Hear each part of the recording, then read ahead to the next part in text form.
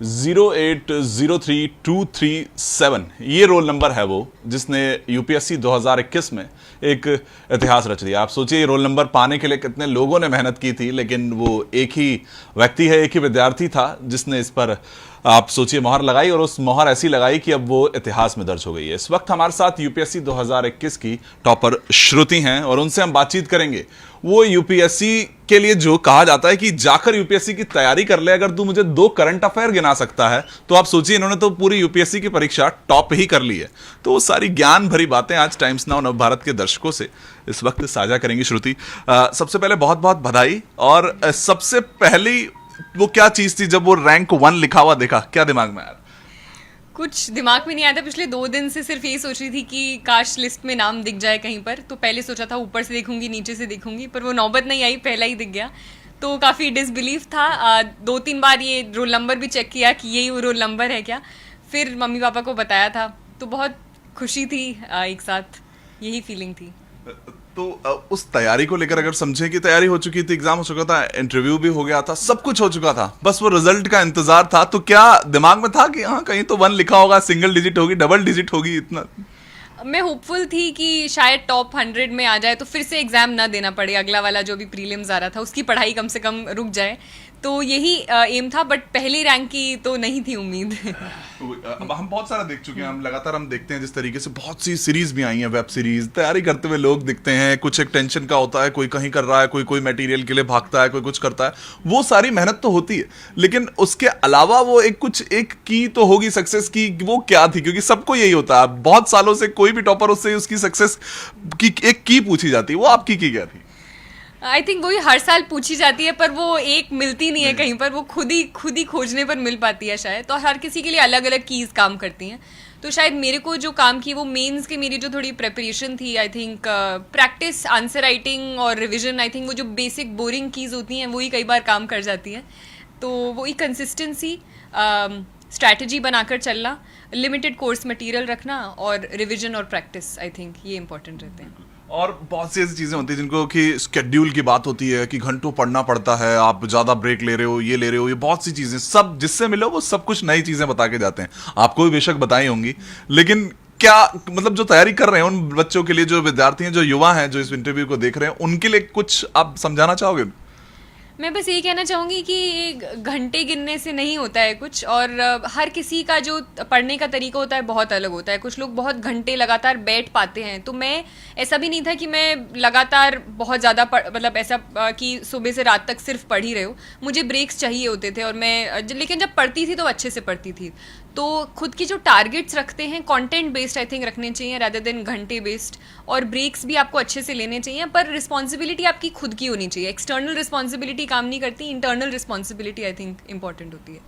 बहुत सारी ये भी चीज होती है कि कोई अलग जाके एक कमरे में पढ़ता है, फैमिली के साथ रह रहा है, तो यार कैसे कंसंट्रेट करेगा, कुछ चीजें होती हैं। वो वाली चीजों से कैसे आपने किया था? क्या चीज असल में काम है? मैं वैसे घर पर भी पढ़ती थी। घर पर ऊपर मेरा एक रूम था, तो नीचे जब लोग आते जाते थे तो नहीं पता चलता था, थोड़ा अलग था वो रूम। लेकिन साथ साथ में मैं एक यहाँ पर लाइब्रेरी थी, लाइब्रेरी में भी कई बार आपको हेल्प करता है पढ़ना, तो वो चेंज करता था। अगर एक हफ्ते कई बार होता था एक रूम में बैठे बैठे थक जाते थे, तो मैं लाइब्रेरी में जाकर पढ़ने लगती थी। तो वो चेंज ऑफ स्पेस भी कई बार ज़रूरी होता है। तो जब कुछ साल पहले अगर हम जाएं, जिस तरीके से आपने तैयारी करने से पहले किस तरह से दिमाग में आया था कि ना यही करना है? स्टीफेंस की बात करें, जेएनयू की बात करें, तो उस टाइम भी चलता रहता था दिमाग में कि हाँ वो एक एम है, वो फोकस है? आई थिंक 11th-12th में तो मैंने आर्ट्स ली थी क्योंकि मुझे पसंद था सोशल साइंसेस। फिर मुझे हिस्ट्री पसंद था, तो मैंने हिस्ट्री आगे पढ़ा। हिस्ट्री में शायद मेरा मन था कि मैं एकेडमिक्स में भी आगे जाऊँ, किसी तरह से सोशल सर्विस या उस एरिया में जाने का डेफिनेटली मन था।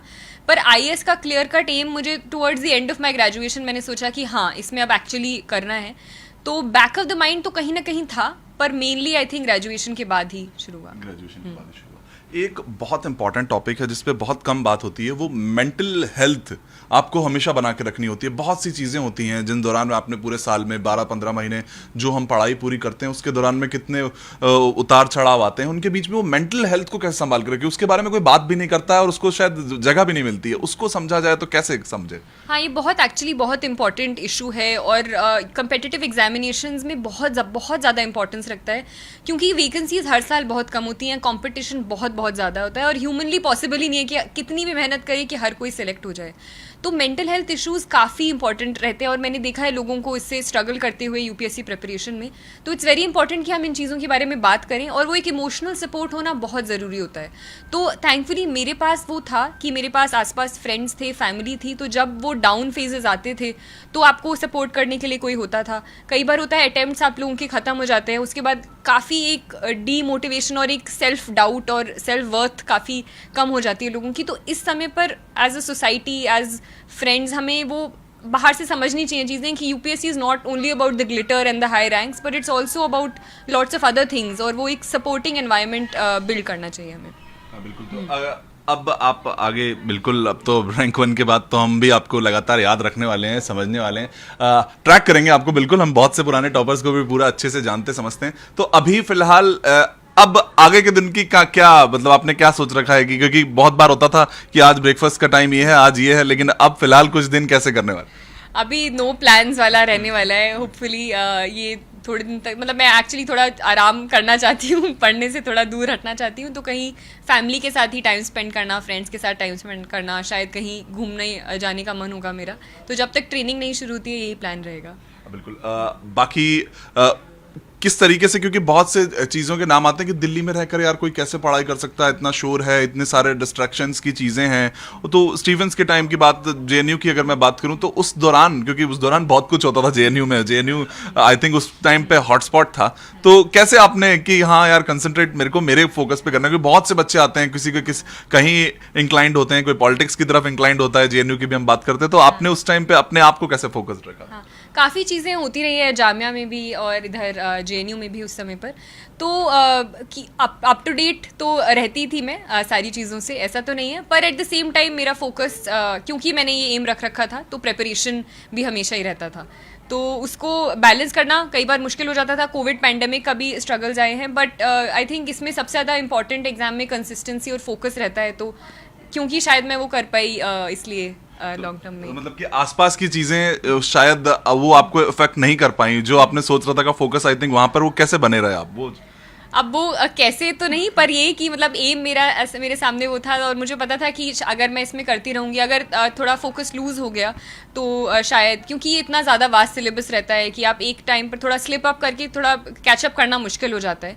तो उनको साथ में रखते हुए भी मैं अपना पढ़ाई पर ध्यान देती थी।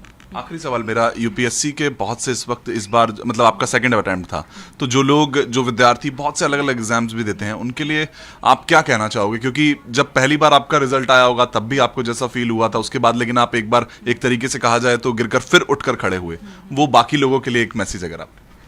हाँ, आई थिंक हमें अगर जो भी इस एग्ज़ाम को दे रहा है, कोई भी कम्पिटिटिव एग्ज़ाम को दे रहा है, तो उसको याद रखना चाहिए कि वो क्यों कर रहा है और एक इनर सेंस ऑफ पर्पस होना चाहिए। आई थिंक तभी ही एग्ज़ाम देना चाहिए, क्योंकि काफ़ी मुश्किल जर्नी होती है और जब तक वो इनर सेंस ऑफ मोटिवेशन नहीं होता आप सस्टेन नहीं कर पाते हो। तो उसी को याद रखना चाहिए।